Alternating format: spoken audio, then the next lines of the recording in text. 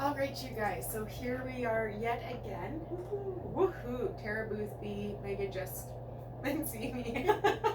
It's a tongue twister. It's a weird one. It is Yeah. weird. Yeah. Both of us are registered psychologists at Sojourn Psychology. Now, one of the benefits for me right now, getting to do these vlogs, is I get to talk to psychologists, mental health practitioners, all sorts of experts all the time. So I was thinking about Megan. I'm like, what would I want to learn from Megan? I don't know. And I compiled this long list, about 100 items. And I ticked 2 of them. That's what I can. Yeah, that's exactly. What I can focus on. So, all jokes aside, Megan, it's something Megan and I frequently see when we're working with parents.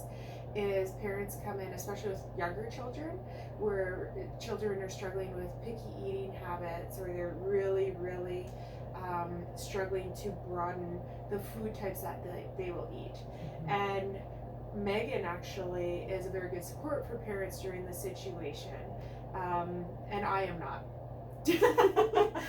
I don't have this specialty, and actually I have 2 small picky eating children, and I was like, oh my word, I can talk to Megan and force her to give me quality advice.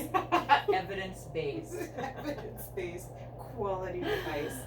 Yeah, so if you're looking for someone to work with your kiddos, you can reach out to us. Yeah. Or if you're watching this from afar, just to your a psychological center, and you can ask for someone who specializes in this. Occupational therapists also do a lot of work with food exposure, so helping kiddos broaden their eating horizons. Yeah, Judith Pinto Coy in Edmonton is another, she's an OT, occupational therapist, that specializes as well. Amazing. And then CASA. Yeah, they have a lot of OTs there. Yeah. Who will work with you. So CASA Child and Adolescent Family Services. But if I was going to give some simple tips and heads up for if you're wanting to work on that at home, work on broadening, or even your own eating styles, my first my first recommendation is what I often see with parents, and I completely understand it, is you want your kids to be healthy, you want your kids to be nourished, and when you have a kiddo who eats one type of chicken fingers and that's it can be really scary, and it really evokes a lot of fear in parents, which I completely understand, because that's good parents, you want the best for your kids. Sometimes how that can come off or be perceived by children is pressure and frustration, and that sense of, I have a tough time, if I'm the child, I have a tough time eating, period, and then I'm feeling like mom and dad are angry at me because I feel like I can't broaden my eating kind of horizons.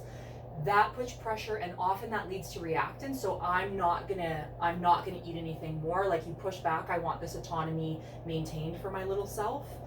So a big tip for parents is working through that anxiety and that worry on your own, but being able to recognize in your brain, being calm and really supportive and really praising any small little positive change is really going to encourage your kiddos to actually eat more. So being cognizant of that. And then it's also working as a team with your child.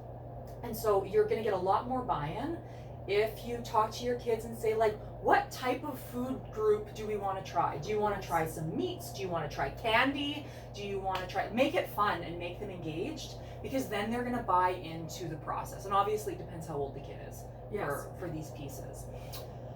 Number 3, so you get their buy-in. You want to, as you're doing the exposures, maintain similar textures.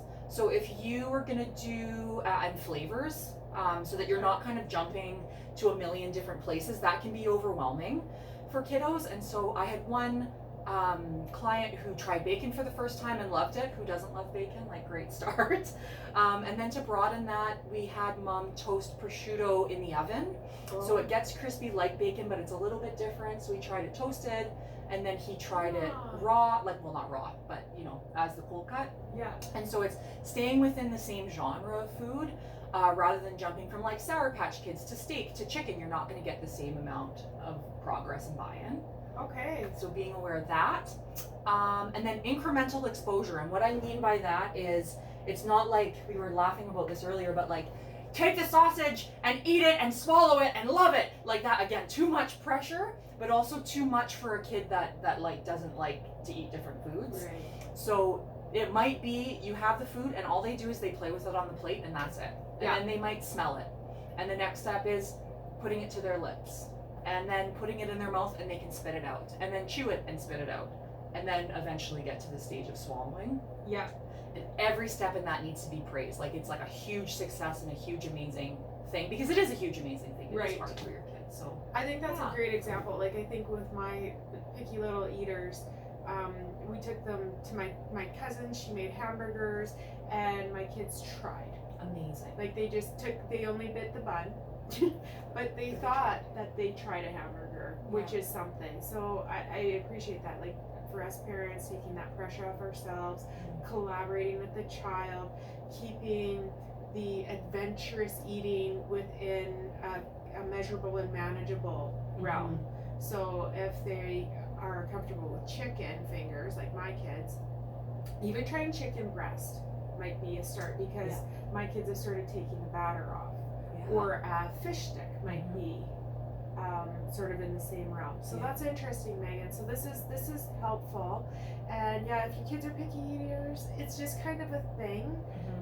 We all had little issues growing up with food, the majority of us. And as we age, we outgrow things. There's things I never thought I would have ate as a child, and I eat them, like onions. Yeah. I never thought I would have ate onions. I love onions. Yeah. So, awesome. Okay, thanks, Megan. Thank you, Tara. Okay, Bye.